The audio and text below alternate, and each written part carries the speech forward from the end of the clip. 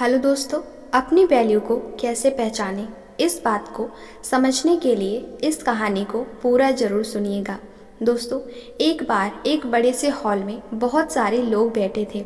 वहाँ पर एक बहुत ही बड़ा स्पीकर आने वाला था और सब लोग उनकी बातें सुनने के लिए वहाँ पर आए थे। लगभग 10 मिनट के बाद जब वह स्पीकर स्टेज पर आ जाता है और वह बोलता है कि अगर आपने मेरी बात ठीक से सुन ली और समझ ली तो आपकी ज़िंदगी पूरी तरह से बदल जाएगी।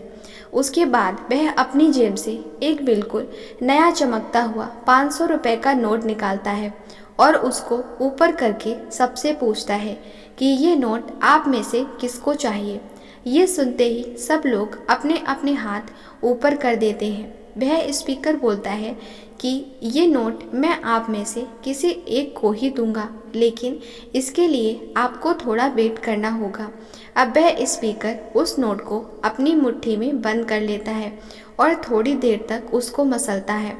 अब उस नए नोट में सल पड़ जाते हैं और वह थोड़ा पुराना सा दिखने लगता है और वह एक किनारे से थोड़ा फट भी जाता है। इसके बाद वह फिर उस नोट को ऊपर करके पूछता है, अब ये 500 का नोट किसको चाहिए।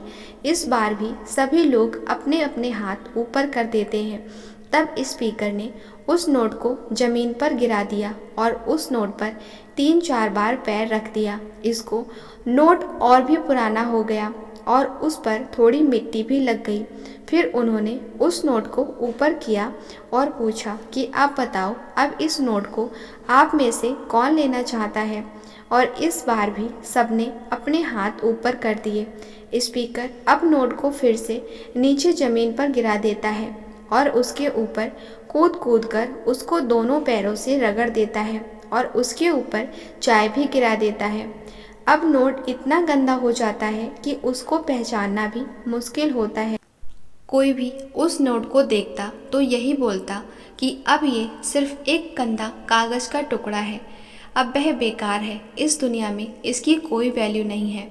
स्पीकर ने एक बार फिर उस नोट को उठाया और ऊपर करके सबसे पूछा, अब इस नोट को कौन कौन लेना चाहता है। और इस बार भी सबने अपने हाथ ऊपर कर दिए। कितना भी गंदा पुराना मिट्टी में सना हुआ हो, लेकिन अभी भी वह 500 रुपये का नोट ही था। दोस्तों, ज़िंदगी कई बार हमें बड़े बड़े झटके देती है। आप एग्ज़ाम में फेल हो जाते हो या जॉब के इंटरव्यू के बाद आपका सिलेक्शन नहीं होता, जब आपका बुरा समय चल रहा होता है और आप सिचुएशन का सामना कर रहे होते हो, उसके बाद आपको लगने लगता है कि आप सफलता के लायक ही नहीं हैं। आपको लगता है कि दूसरे लोग आपसे बेटर हैं और आप किसी काम के नहीं हो, आपकी कोई वैल्यू नहीं है।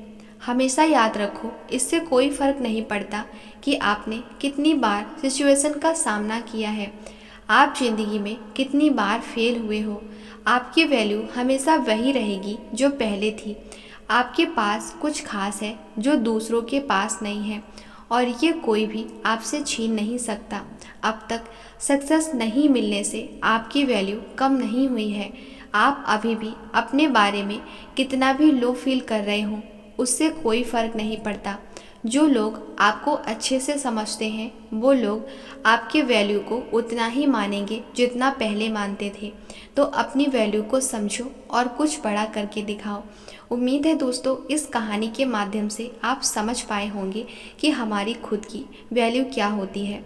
दोस्तों, वीडियो पसंद आया है तो वीडियो को लाइक शेयर ज़रूर करिएगा। इस वीडियो पर आप जो भी कहना चाहते हैं तो हमें कमेंट बॉक्स में ज़रूर बताइए। वीडियो को यहाँ तक देख ही लिया है तो चैनल को सब्सक्राइब भी कर लीजिए। धन्यवाद।